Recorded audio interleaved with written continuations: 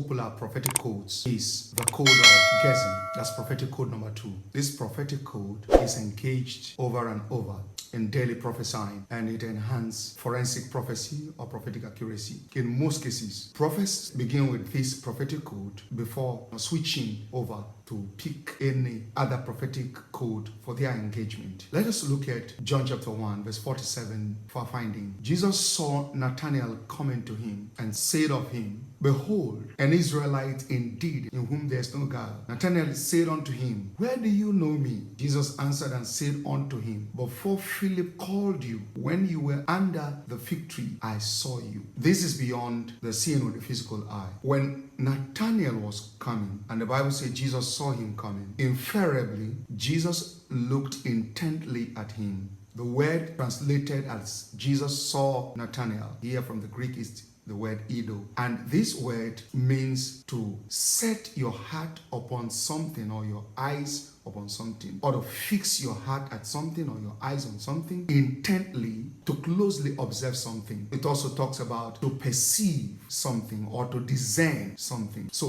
when Nathanael was coming, Jesus gazed at him intently, and Jesus had the other realm unlocked in the process, and he began to see who Nathanael, the man in front of him, really was, and to the level where Jesus saw him where he was sitting under the fig tree before Philip called him. That was as a result of the use of the code of GAZING, or prophetic code number 2, and it was accurate. At that, what happened immediately was that Nathanael believed him, and Nathanael went ahead to confess that Jesus indeed was the Christ. To better appreciate the value of the code of GAZING, or prophetic code 2, let us go back to 2 Kings chapter 8 verse 11. "And he, Elisha, set his countenance and stared until he was ashamed, and the man of God wept." There was a time when the king of Syria was sick, and he sent his servant to come to inquire from the prophet Elisha whether he was going to recover. And this servant of the king of Syria came to the prophet Elisha to inquire whether the king was going to recover. Elisha had given him the prophecy that concerned his master, but at the end of the prophecy given him for his master, Elisha added the prophecy of the man before him. And how did Elisha pick the prophecy of this man? The Bible says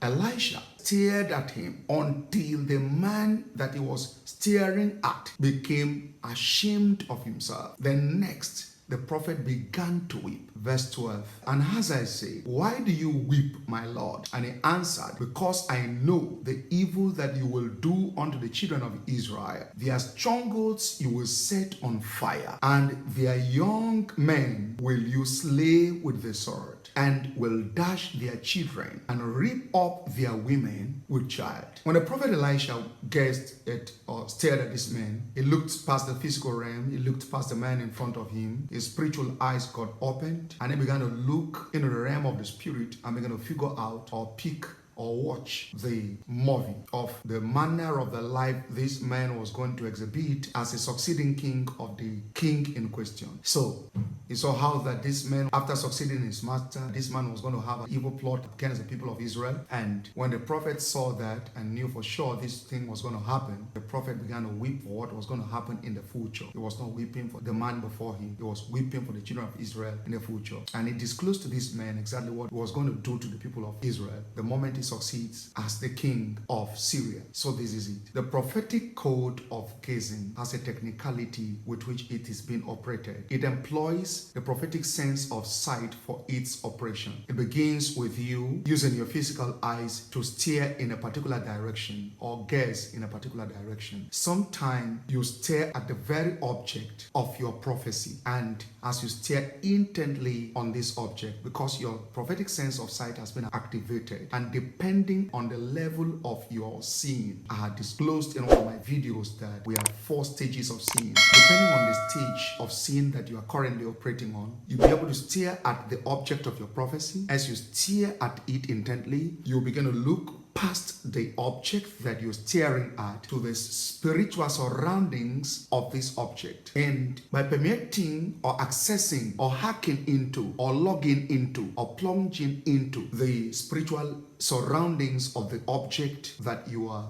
looking at or gazing at. You'll be able to pick anything that can be picked by the physical eye. If this thing was to be spotted in the physical, you'll be able to pick it as you begin to look at the spiritual environment. Looking physically, your prophetic sense of sight was packed open, and you now begin to see there and begin to pick things around the object of your prophecy. This is in turn as a result of the fact that you've been able to activate your imaginary ability or proclivity by way of previous spiritual exercise, where you can engage your mind to watch movies that are in existence in the realm of the spirit. As such, when you look physically, the eyes are the gateway of the mind. Now, the thing called the seeing here in the realm of the spirit occurs in the mind or in the heart, where the spirit sits. But the gate is the physical eye. The spiritual eyes overlapping on the physical eye now picks the information or the impulse and then takes it off the physical eye and begin to function from there. But the moment the spiritual eye picks it up, the depth of the seeing becomes profound, because the spiritual eyes sees deeper than the physical eyes. It sees deeper than ultraviolet wave or any device ever created by humans to use to access and appreciate things by way of vision. I mean, it is smarter than the binoculars or any device that can be used for exploring the universe or galaxy, so to say. So the spiritual eyes picks it up from there. The moment the spiritual eyes picks it up from there, and you are no longer here physically in terms of your watch. The object of your prophecy, namely a human being, may be able to see you looking at them, but you are not looking at them at that point within that physical realm. You are somewhere where your spiritual eyes are engaged to explore every reality about this person. By so doing, everything becomes so bare, you begin to see everything and begin to prophesy. It is at this point that if a witch were to be standing by this person or monitoring this person from his or her family, and the person is now in front of you to be prophesied to, you'll be able to see the witch standing by the side of this person. You'll be able to hear the witch talking to you concerning the plan they have in their kingdom against the person you are prophesying to. You also be able to pick the name of the witch when talking about the witch, or you also be able to see a great thing that is about to happen in the life of this person in 2 weeks time, in 1 month time, in 1 year time, and so on. Be able to pick it from there and check out the years, the period, the space between this person and the time of the manifestation of this reality we're talking about. And you'll be able to prophesy it with profound accuracy, and indeed it will come to pass as prophesied. Why? Because you have engaged spiritual binoculars, that is your spiritual eyes, to operate the prophetic code of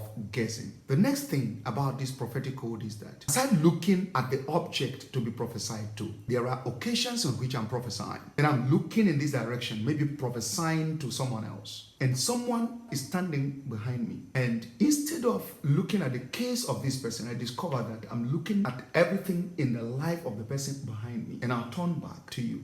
And I'll begin to prophesy about your case and tell you the exact detail, either of what you are thinking, of what has happened in your life, just the whole picture of your life. I just give it to you, play the video of your life, literally with my mouth, as I prophesy to you, and you begin to shout 100% accuracy. It was because when I was looking in that direction, I had to burst into a realm that the physical eyes cannot go. So looking in that direction, though, my spiritual eyes picked you, and I was able to observe exactly everything that has been happening around, or that is about to happen to you, or that you are either expecting or you are praying for. So here you are not looking at the object to be prophesied to, you are looking at a different direction, but you pick an object behind you. This was the kind engaged by Abraham. The Bible said Abraham looked up and he saw the ram behind him and picked him and brought and sacrificed on behalf of Isaac. So there are occasions where the Spirit of God will want you to look up, and you are looking up. Either you are by yourself, you're looking up, and you begin to see things like that. You see everything about maybe your ministry, about your life, about the people around you, about your staff or company, and so on and so forth. you begin to see this reality. You are not looking at any of these objects. At such point, you are seeing actually into the outer space here when looking up, but your prophetic sense of sight has been activated, namely the spiritual binoculars inside your heart. That's it. There are occasions where you are ministering in church and the Spirit of God just bring your attention to a particular member in front of you. There, God wants you to engage the prophetic code of gazing. That's prophetic code 2. Sometimes, if you are not aware that is the Spirit of God is moving you to engage the prophetic code of gazing, you may be distracted as soon and you will not pick the prophecy. Because in engaging the prophetic code of gazing, you must observe this thing intently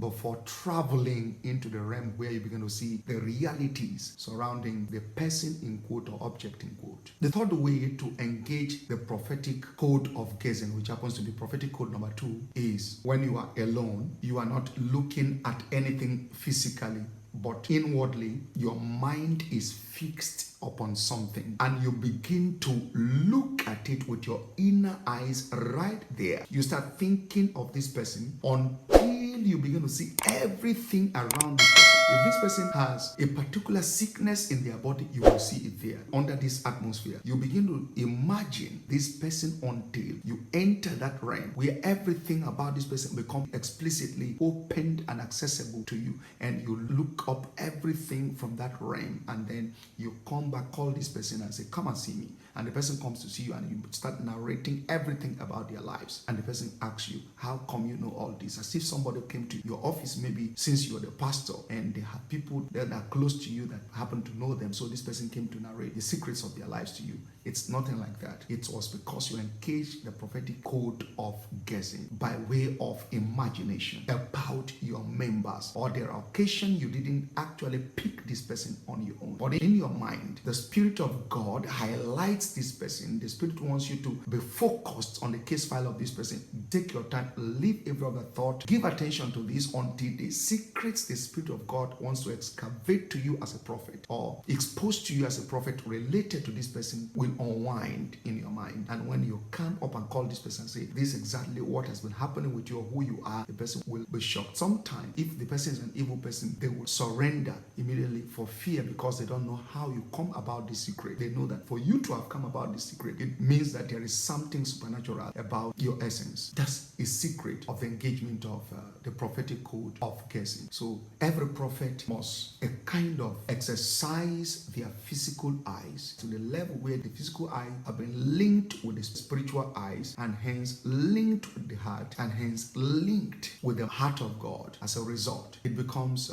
very easy for you to pick things from that realm and accurately disclose them in the physical realm.